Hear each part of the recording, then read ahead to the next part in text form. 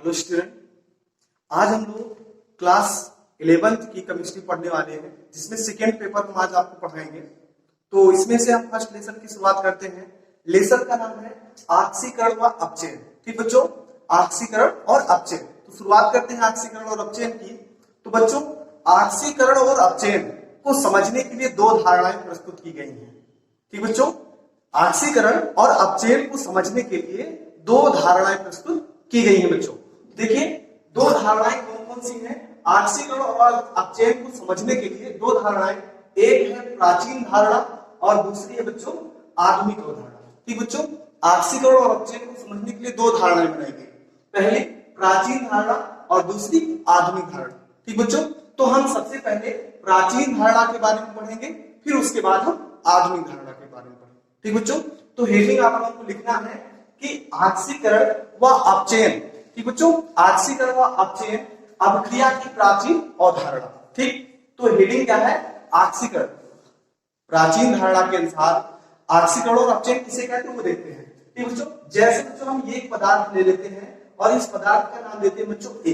ठीक बच्चों, ये पदार्थ ए है, इसको नाम दे दिए हम, एक पदार्थ है, इसको नाम दे दिए बच्चों ए नाम दे दिए। ठीक, अब इस पदार्थ में होगा क्या क्या बच्चों? जैसे ऑक्सीजन प्लस लगा दिए ना बच्चों, यहाँ पे प्लस लगा दिए, इसका मतलब ऑक्सीजन को योग किया जा रहा है। ठीक बच्चों, या फिर कर दे यहाँ पे माइनस एच लिख दिए, यहां से हाइड्रोजन को क्या किया जाएगा? अलग किया जाएगा। फिर समझिएगा बच्चों, ये एक पदार्थ है और इस पदार्थ में हम H प्लस लिख रहे हैं, इसका मतलब इस हाइड्रोजन को इस पदार्थ में जोड़ रहे हैं। ठीक बच्चों, या फिर क्या करें, इस पदार्थ से हाइड्रोजन को क्या करते? निकाल दें। ठीक बच्चों, या फिर क्या कर दें?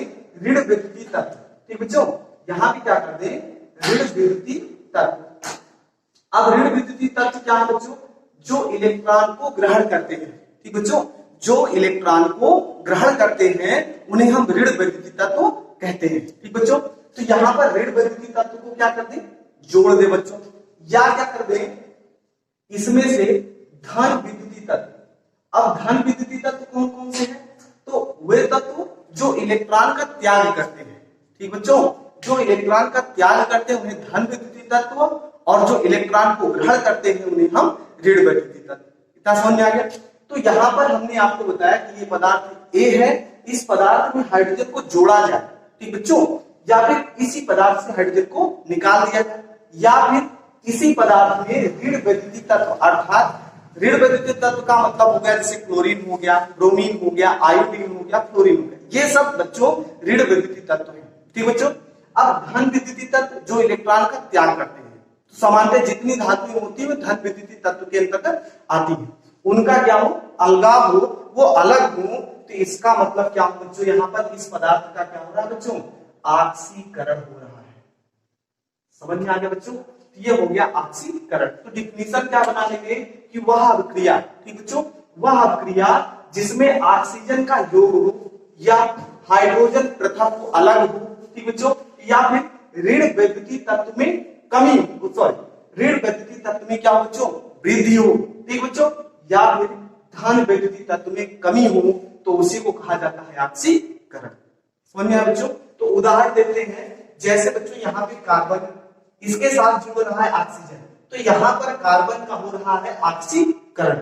ठीक बच्चों, फिर उसके बाद दूसरा उदाहरण देखते हैं, जिंक है, जिंक की क्रिया कराई जा रही है यहाँ पे HCl से, तो यहाँ पे जो क्लोरीन परमाणु है वह किसके साथ जुड़ गया? जिंक के साथ, बना लिया यहाँ पे ZnCl2 प्लस हाइड्रोजन गैस निकल गई। तो यहाँ पर देख रहे हैं जिंक धातु के साथ जो अभिक्रिया हो रही है। ठीक बच्चों, जो जिंक धातु के साथ अभिक्रिया हो रही है, यहाँ का जो क्लोरीन परमाणु है, ठीक बच्चों, जो क्लोरीन परमाणु है वह HCl से निकलकर जिंक के साथ जुड़ गया, तो यहाँ पर हो गया जिंक ZnCl2, अर्थात क्लोरीन परमाणु। क्लोरीन परमाणु का मतलब ये हो गया ऋण विद्युतीय तत्व जुड़ना, वृद्धि का मतलब जुड़ना। ठीक बच्चों, तो जुड़ गया। इतना समझ में आ गया सबको? तीसरा उदाहरण लिखे हैं SnCl2। SnCl2 की क्रिया हम HgCl2 से किए हैं, तो यहाँ पर भी देख रहे हैं इस साइड, यहाँ पर SnCl2 है, क्लोरीन दो परमाणु है, इधर जब पहुंचे तो यहाँ पर दो क्लोरीन परमाणु और आगे जुड़ गए, अर्थात ऋण विद्युतीय तत्व में हो रही है बच्चों वृद्धि। ठीक, तो यहाँ पर इस SnCl2 का हो रहा है ऑक्सीकरण। ठीक बच्चों, लास्ट उदाहरण देखते हैं 2KI। ठीक बच्चों, 2KI प्लस 2H2, तो यहाँ पर देख रहे हैं कि जो 2KOH है, इस 2K आई इसमें दो चीजें जुड़ रहा है, ऑक्सीजन भी जुड़ रहा है और हाइड्रोजन भी जुड़ रहा है। तो यहाँ पर सिर्फ ऑक्सीजन को देखना है। ठीक बच्चों, यहाँ पर ऑक्सीजन इसके साथ आकर जुड़ गया तो KI का हो गया बच्चों ऑक्सीकरण। यहां तक सबको समझ में आ गया।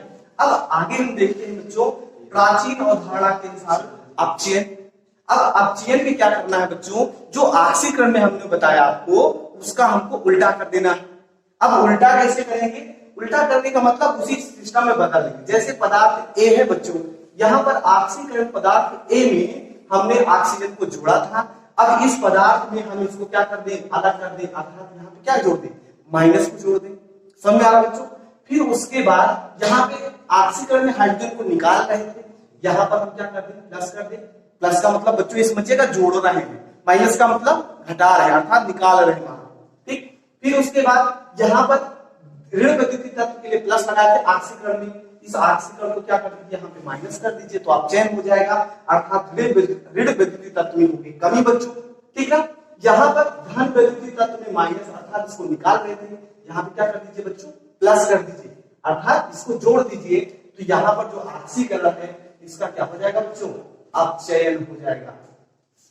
समझे बच्चों। तो यहाँ पर जैसे कोई भी पदार्थ रहेगा उसमें ऑक्सीजन अलग होगा, हाइड्रोजन जुड़ेगा, समझ रहे हैं, या फिर ऋण वैद्युतीय तत्व में होगी कमी और धन वैद्युतीय तत्व में हो वृद्धि, तो उस पदार्थ को हम कहते हैं अपचयन। तो वह अभिक्रिया, ठीक बच्चों डिफिनेशन लिखे देख लीजिए, वह अभिक्रिया जिसमें ऑक्सीजन का पृथक, पृथक का मतलब अलग, ठीक, या फिर हाइड्रोजन का संयोग, संयोग का मतलब जुड़ना। ठीक बच्चों, ऑक्सीजन अलग हो या फिर हाइड्रोजन का योग हो या फिर क्या हो, ऋण वैद्युतीय तत्व में कमी हो, कमी का मतलब निकलना हो, तथा धन वैद्युतीय तत्व में क्या हो बच्चों, वृद्धि हो, तो उसी को कहा जाता है अपचयन। ठीक बच्चों, तो वह क्रिया जिसमें ऑक्सीजन पृथक हो, ऑक्सीजन हाइड्रोजन का संयोग हो, धन वैद्युतीय तत्व में ऋण वैद्युतीय तत्व में कमी हो और धन वैद्युतीय तत्व में वृद्धि हो, तो उसी को बच्चों कहा जाता है अपचयन। इतना समझ गए। अब इसके उदाहरण भी देख लेते हैं।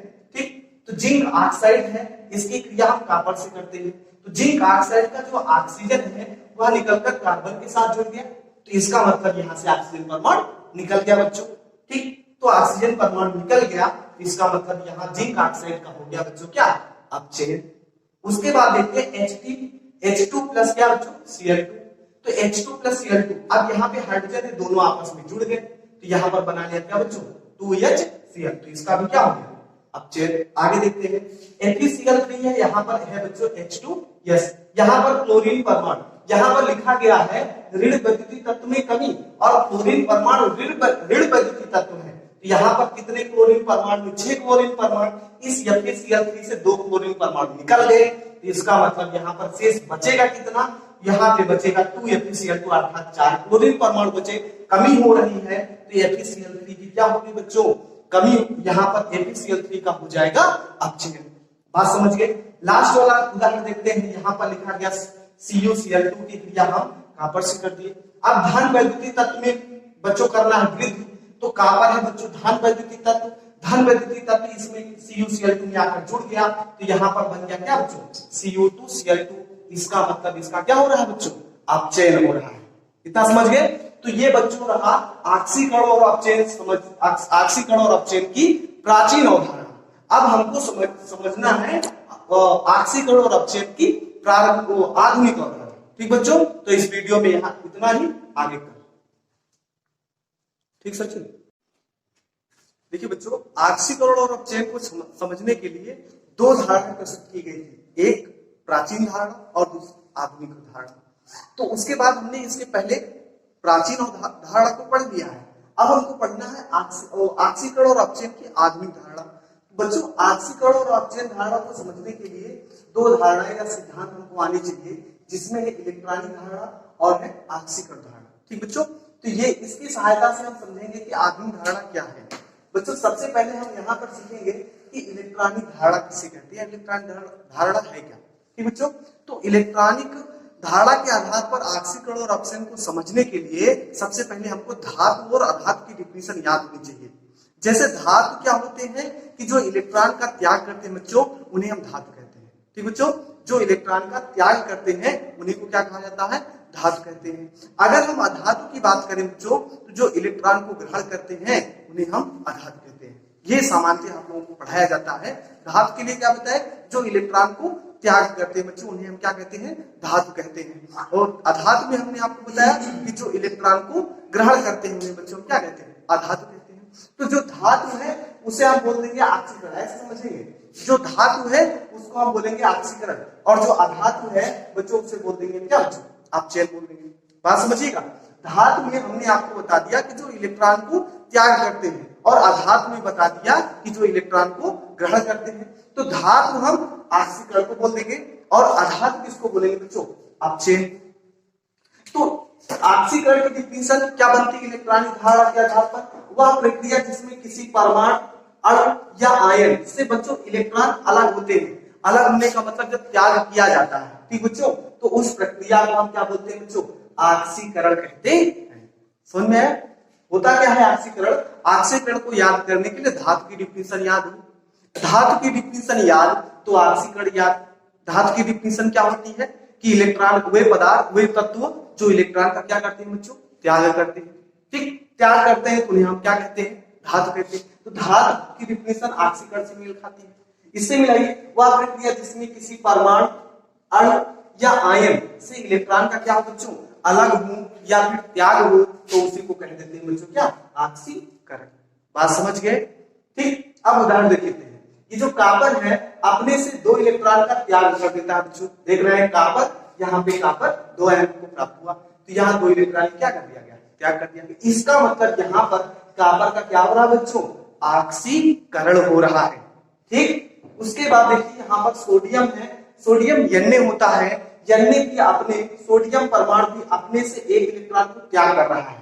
ठीक बच्चों, और यहाँ पर 1 इलेक्ट्रॉन निकल गया। यहाँ पर देख रहे हैं कि सोडियम जो परमाणु है वह अपने से 1 इलेक्ट्रॉन को त्याग कर रहा है, इसलिए हम इसको, इस सोडियम धातु का क्या हो रहा है, ऑक्सीकरण। तो ये बच्चों हो गया इलेक्ट्रॉनिक धारा के आधार पर ऑक्सीकरण किसे कहते हैं। इतना सबको समझ में है? अब बच्चों हमको पढ़ना है अपचयन, और बच्चों अपचयन को पढ़ने के लिए हमको अधातु की डिफिनेशन याद होनी चाहिए। अधातु याद है तो समझ लीजिए अपचयन याद है। ठीक बच्चों, तो अधातु की डिफिनेशन हमने आपको क्या बताया कि वे तत्व जो इलेक्ट्रॉन को ग्रहण करते हैं उन्हें हम अधातु कहते हैं। तो वैसे यहाँ पर अपचयन में वह प्रक्रिया जिसमें किसी परमाणु, अणु या आयन द्वारा इलेक्ट्रॉन को ग्रहण किया जाता है बच्चों, तो उन्हें हम क्या कहते हैं, अपचयन कहते हैं। डिफिनेशन देख भी देते हैं। वह प्रक्रिया जिसमें किसी परमाणु, अणु या बच्चों आयन क्या होते हैं बच्चों, ग्रहण होते हैं, ग्रहण किया जाता है, ठीक ना, तो उन्हीं को हम कहते हैं क्या बच्चों, अपचयन कहते हैं। समझ में आया? तो यहाँ पर देख रहे हैं सल्फर, सल्फर में इधर कितने इलेक्ट्रॉन जुड़े, 2 इलेक्ट्रॉन, तो यहाँ पे सल्फर आयन प्राप्त हो गया। तो यहाँ पर सल्फर में 2 इलेक्ट्रॉन जुड़ रहा है, ग्रहण हो रहा है, इसका मतलब इस सल्फर का हो गया बच्चों अपचयन। इसी प्रकार से यहाँ पे Fe3, इस पर 3 धनावेश लगा है, यहाँ पर Fe 1 इलेक्ट्रॉन को ग्रहण कर लेगा तो 1 आवेश कम हो जाएगा, इसका मतलब यहाँ पर प्राप्त क्या होना होगा, Fe पे 2 धनावेश। ठीक, तो इसका मतलब ये हुआ बच्चों कि जो Fe ट्रिपल प्लस आयन वाला परमाणु आयन था वह इलेक्ट्रॉन को ग्रहण किया, इलेक्ट्रॉन को जोड़ लिया अपने अंदर, तो यहाँ पर Fe डबल प्लस प्राप्त हो गया, इसका मतलब ये इलेक्ट्रॉन को ग्रहण कर रहा है। ठीक बच्चों, तो Fe ट्रिपल प्लस आयन का हो गया यहाँ पे अपचयन। इसी प्रकार से MnO4 का देखते हैं बच्चों। तो MnO4 पर देख रहे हैं कितना माइनस लगा है, 1 माइनस लगा है, 1 ऋणावेश लगा है, तो यहाँ पर 1 इलेक्ट्रॉन और जुड़ रहा है, तो इलेक्ट्रॉन और 1 जुड़ गया, इसका मतलब यहाँ पर कितने आयन हो गए, 2 ऋणावेश हो गए। तो यहाँ पर MnO4 इलेक्ट्रॉन को ग्रहण कर रहा है, इसलिए इसका क्या हो गया बच्चों, अपचयन हो गया। ठीक बच्चों, तो ये रहा ऑक्सीकरण और अपचयन के आधार पर इलेक्ट्रॉनिक धारा। इलेक्ट्रॉनिक धारा को पढ़ लिया, ऑक्सीकरण और अपचयन क्या होते हैं। अब बच्चों हमको पढ़ना है ऑक्सीकरण धारा। ठीक, तो ऑक्सीकरण धारा को समझने के लिए हमको ऑक्सीकरण संख्या आनी चाहिए। ठीक, तो हम ऑक्सीकरण संख्या को ज्ञात करने के लिए नेक्स्ट वीडियो में बताएंगे। आज के लिए इतना ही, धन्यवाद।